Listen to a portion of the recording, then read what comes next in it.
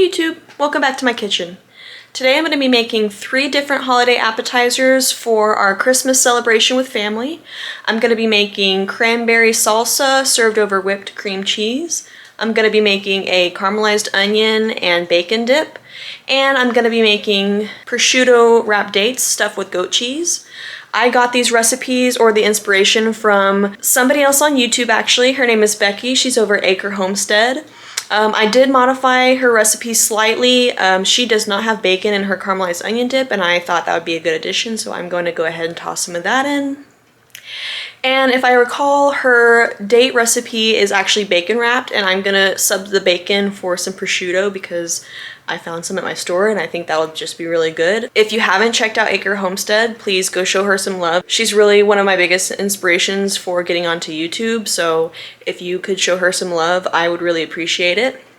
And stay tuned, I'm gonna get everything ready and we'll go ahead and get started. I'm going to start today by doing what is going to take the longest first, and that's caramelizing the onions. And before I can do that, I need to get them peeled and sliced very thinly. You want to slice these really as thinly as you possibly can. They're just going to cook way down and get jammy that way, and they'll be really good. Today I'm using 4 sweet onions for this recipe. However, it was a little sweet for my taste. I got compliments on it from other people. But the beauty of cooking is that you can make things to your personal taste if you cook your own food with your own ingredients. So I think next time I try to make this recipe, I'm going to use either yellow onions or white onions instead of sweet onions. And I'll probably also leave out the brown sugar, which I'll add later. Like I mentioned before, you'll need 4 onions for this recipe. It looks like a lot when you put it in the pot, but they cook way down when you caramelize them for a long time. Next on the to-do list is to chop up my bacon. I'm just going to try and cube it as best I can. After I heat up my pan, I'm going to add my bacon and get that fried up nice and crispy. And then I'm going to drain just a little bit of the grease and cook my onions in the bacon grease. By the way, this is about 6 strips of bacon.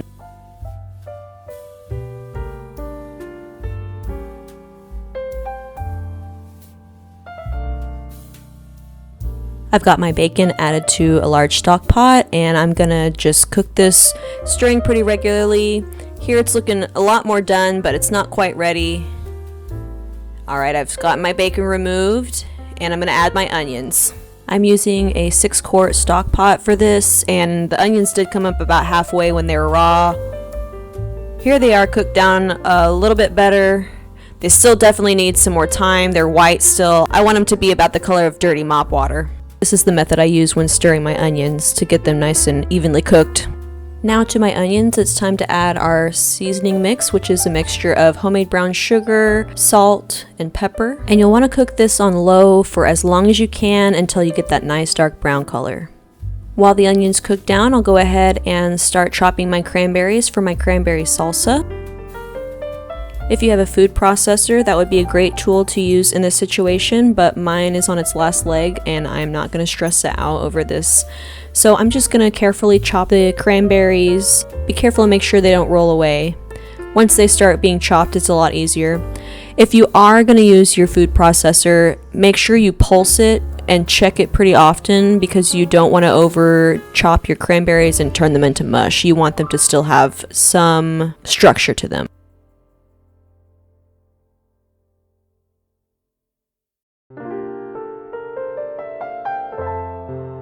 And these are looking pretty good, so I'll go ahead and get these added to my bowl and I'll start on the next batch. I am doing a whole 12-ounce bag of cranberries chopped. Next, I'll de-seed and very finely chop 1 jalapeno. If you like it spicy, you can do 2 jalapenos, but I'm serving a crowd, so I just did 1. And you'll want to chop this as finely as you can because I just think it's better to more evenly disperse the pepper flavor. If you're not used to working with spicy peppers, this would be a good opportunity to use some kitchen gloves if you have those.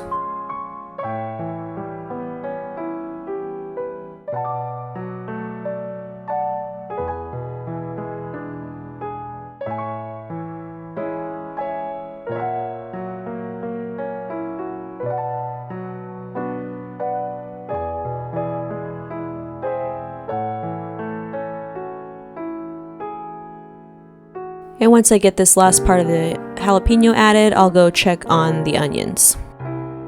The onions that are caramelizing look pretty good. I gave them a stir, and now I'm going to go ahead and chop some green onion. The recipe said to cut it into 2-inch pieces, but I went ahead and just did a rough chop after that step, and I got a lot of compliments on this cranberry salsa.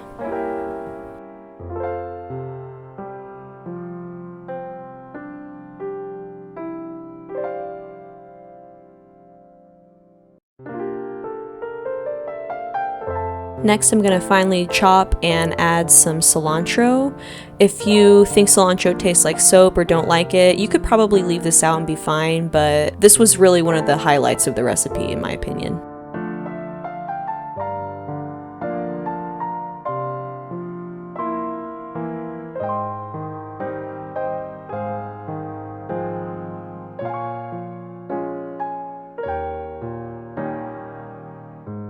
And before we dress it, we'll give everything a really good mix so that everything touches the dressing before we mix it again, but I just like to be as thorough as possible. Next, we'll get our lime juice ready. Anytime you're gonna juice citrus, you should always roll it on the counter. It just sort of breaks open the pockets of juice inside and really makes it easier to get the juice out. This will take the juice of 2 limes, 3/4 cup of sugar, and a really big stir.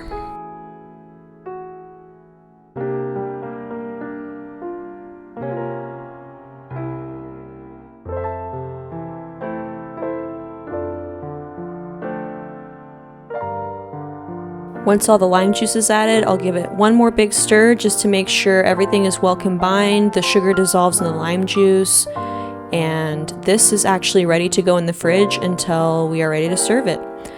I chilled mine overnight and serve it over whipped cream cheese. If you haven't checked on your caramelized onions in a while, go ahead and do that and give them a stir. Now we're going to start on our goat cheese stuffed dates wrapped in prosciutto. This is one of my favorites. I will occasionally even make a few just for my husband and I as kind of a late night snack. I thought I used to not like goat cheese, but I found some simply organic goat cheese with herbs, and oh my gosh, it is so good. This is a really great sweet and salty combination appetizer. And the first step to getting these ready is always to go ahead and open up the dates where they've been pitted. If you don't have pitted dates, go ahead and take the pit out, and we're gonna put the goat cheese in where the pit once was. These are really sticky. Time to add the goat cheese. You'll want to stuff as much as you can fit in there.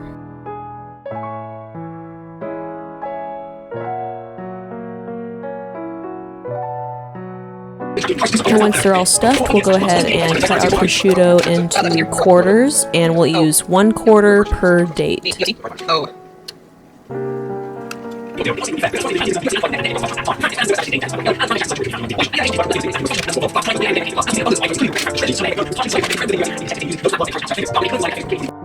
I thought my prosciutto would be my bottleneck and that I would run out of that first, so I'm just trying to get as much of these as I can out of that.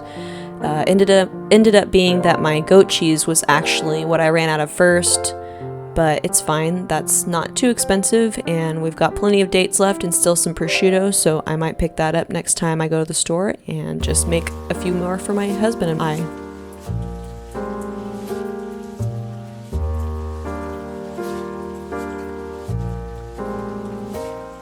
This is a little bit of a time-consuming process, but the cook time is super quick. You can just turn your broiler on to high and stick these in for a couple minutes until the goat cheese melts and the dates are nice and gooey, and they're done. Alright, here is a video update of those onions. Look at those. They are totally a different color. They are super soft. They're still bubbling just a little bit, but look at how jammy that is. I did also add a couple of tablespoons of butter just for the flavor. And look, this is how they should look when they're done. Look at that color. Beautiful. They're a little on the sweet side, like I said earlier, but that's how people expect them. Onions are very sweet. So I'm just going to spread this out as thin of a layer as I can to cool it as quickly as I can, because I'm going to need to get this added to the dip. Speaking of dip, let's go ahead and get the base for that mixed together. We're going to start with 8 ounces of softened cream cheese and a cup of sour cream. The cream cheese was sitting out on my counter overnight so that it would be ready for me to work with, but the sour cream I kept cold. And I'll give these two things a really good mix before I start adding the flavor. To season, you'll need 1 teaspoon garlic powder, 1 teaspoon onion powder, and 2 teaspoons Worcestershire sauce.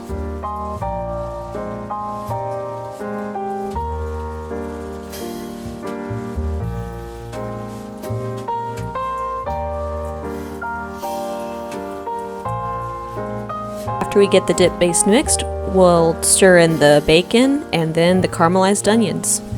I did go ahead and transfer the onions to a separate container to help them cool more quickly.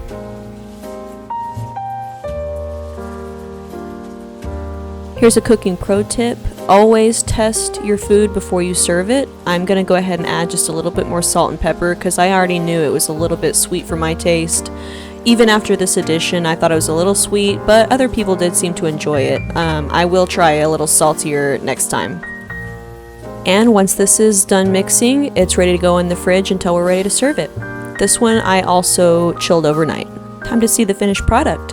Here are the goat cheese stuffed dates wrapped in prosciutto, the cranberry salsa served over whipped cream cheese, and I had so much salsa I actually have just a bowl of that. Here is that bacon and caramelized onion dip. And thanks guys so much for hanging out with me today. I hope you liked this video. If you do, drop a like, subscribe if you're new, and I'll see you next time.